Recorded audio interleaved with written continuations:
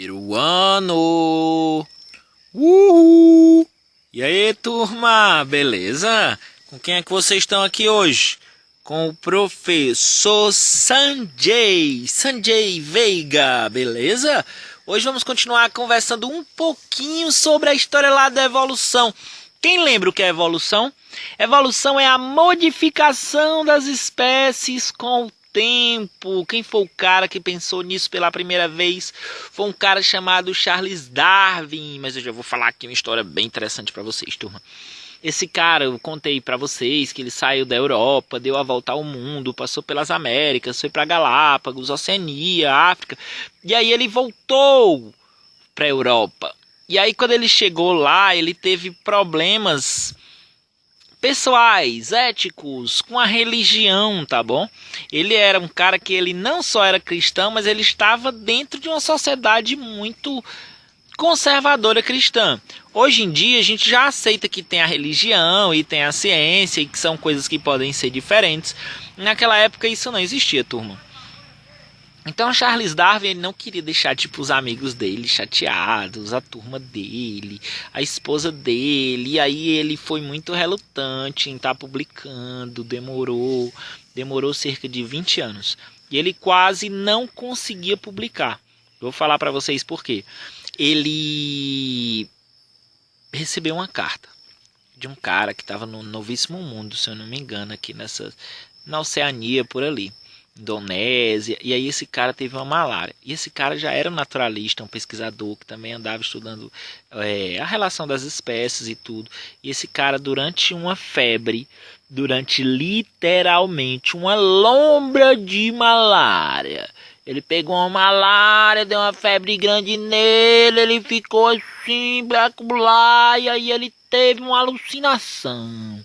Essa alucinação, ele viu que as espécies evoluíram na seleção natural e tudo muito parecido com o que Charles Darwin tinha passado a vida inteira pesquisando. E aí ele voltou dessa febre e escreveu sobre esse negócio que ele viu. E aí ele mandou esse negócio para Charles Darwin. Oi, Darwin, dá uma olhada aí nessa visão que eu tive, nessa viagem aqui que eu tive durante uma febre. E aí Charles Darwin, quando olhou, ele, vala-me Deus, e agora que o cabo vai publicar a mesma coisa que eu passei minha vida pesquisando, lascou-se, quebrou tudo. E aí o que foi que Charles Darwin fez, turma? Ele pegou os escritos que ele vinha trabalhando, que ele vinha se correspondendo com outros cientistas, juntou os cientistas ali daquela banca atual ali da Europa que eles comunicavam, falou, ó, eu já ia publicar, eu já estava com isso aqui publicado, e o cara lá não sei aonde teve uma lombra e viu tudo que eu vi. E agora? Se eu publicar, vão dizer que eu estou plagiando ele, mas eu já vinha trabalhando nessa ideia há mais tempo. Eu posso publicar? Os outros cientistas, tá bom, se você já vinha trabalhando, então realmente você pode publicar sem problema, tá bom? Mas aí ele publicou baseado na seleção natural. E aí, como a gente explicou, outros fatores importantes hoje se entendem dentro dessa questão evolutiva, né? Que é a mutação, que é o isolamento, que é a seleção sexual, não é? Que é a recombinação gênica. Se você parar para pensar, cada aspecto desse é um aspecto muito interessante, né? A recombinação gênica, se eu tenho um determinado gene para uma característica, e eu cruzar com uma fêmea que não tem nada a ver, nenhum caroço de gene para isso, o filhote vai ter uma chance menor de herdar aquele gene que eu tenho, que pode ser para uma característica benéfica ou não, ou aleatória, ou não ser nem benéfica nem maléfica, e aí ele pode vir a não carregar essa característica. Agora, se eu tenho um gene, nem tenho o fenótipo, mas tenho o genótipo de uma determinada característica, e aí a minha companheira também tem esse gene, a possibilidade desse filhote carregar o gene é muito maior. E aí a gente sabe que alguns genes eles precisam ser herdados do macho e da fêmea para ele poder apresentar o fenótipo, para ele poder apresentar a característica propriamente dita, né? Então essa questão da recombinação genética, ela se torna muito importante. E isso aí vai ser o neodarwinismo. Olha aí quem é que está passando. Aprendendo sobre evolução também, né? Vai saber, né? Ela não acredita que a Terra é plana, não. Vocês acreditam? Tô sabendo, viu, turma? Negócio de terra plana pro lado de cá. Venha. Ó, na página 712, vocês vão dar uma olhada aí nos passarinhos que o Charles Darwin usou para estudar e para ver que eles se modificaram de acordo com as ilhas que eles viviam, tá certo?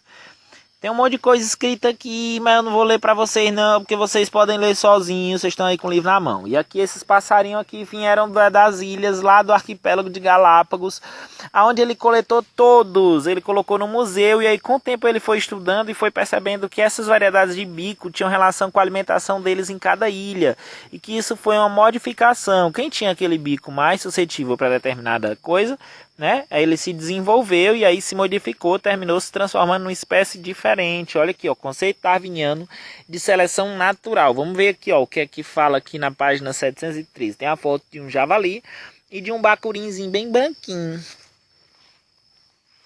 Um javali e um bacurim. Vamos ver aqui o que é que ele diz. Darwin deduziu que a natureza exerce uma forma de seleção sobre as espécies selvagens, comparáveis à seleção realizada pelos agricultores para obter variedades domésticas. Sabia-se na época que alguns animais domesticados, certos vegetais cultivados, pertenciam a espécies representantes ainda em condições selvagens. Comparando indivíduos resultantes do processo de domesticação com os indivíduos selvagens, Darwin chamou a atenção para grandes diferenças entre eles. Em certos casos, seria possível até mesmo classificá-los como espécies diferentes. Turma, se eu já pegasse vocês, tipo assim, você pegasse a Laisla aí, ó. Ei, Laisla, vem aqui, ó, mostrasse pra ela um chihuahua. E depois, se fosse no mato e mostrasse pra ela um lobo, tá bom? Canis lupus, ela ia falar que o chihuahua e o Canis lupus são de espécies diferentes. Então, se eu mostrasse pra ela um chihuahua e um dog alemão, ela talvez fosse me falar que são de espécies diferentes, mas só que ela é muito esperta. Ela não vai fazer isso, porque ela entende que a seleção artificial selecionou genes que traziam características diferentes a esses animais, a esses organismos, e aí essas características foram cada vez mais. Ele pegou uma fêmea que tinha essa característica, um macho que tinha essa característica, cruzou os dois. O filhote que tinha essa característica mais agravada, ele cruzava com uma fêmea que tinha essa característica, ou um macho, dependendo de qual fosse o filhote, com essa característica também. E assim ele foi fazendo um melhoramento genético e ele tornou as espécies o que são.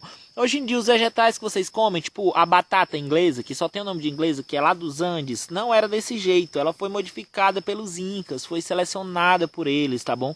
O milho que vocês estão comendo, pipoca, canjica, pamonha agora no São João, vocês têm isso aí que para agradecer aos índios, porque esses milhos foram modificados, selecionados.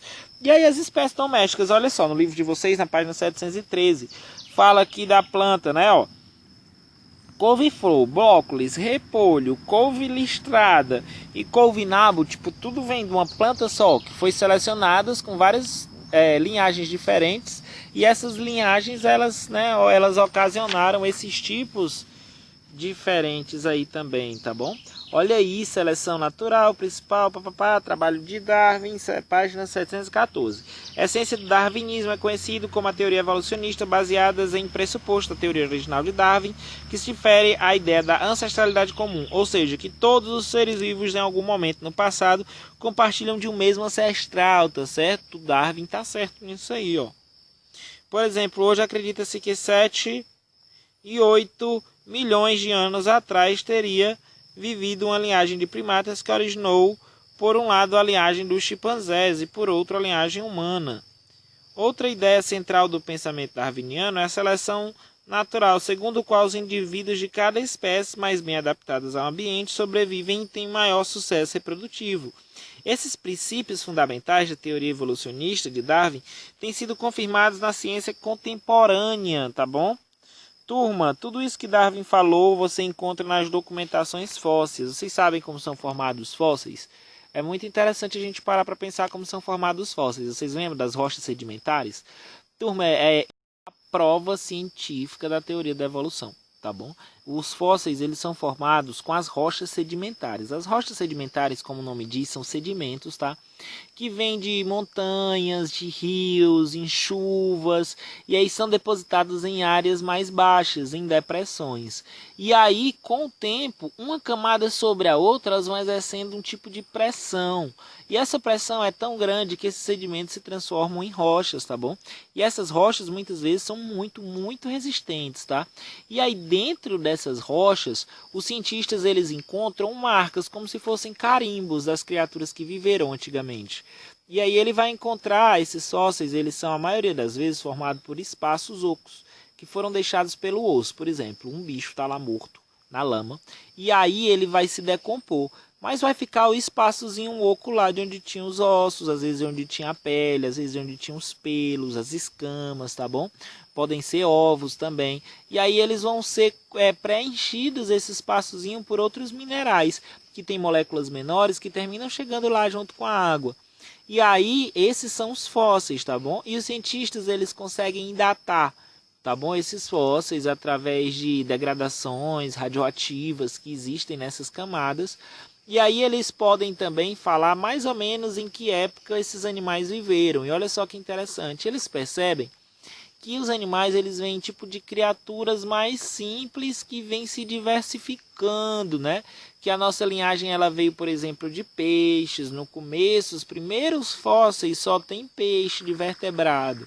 E aí de repente começam a aparecer anfíbios, começam a aparecer fósseis em outros locais, tá certo?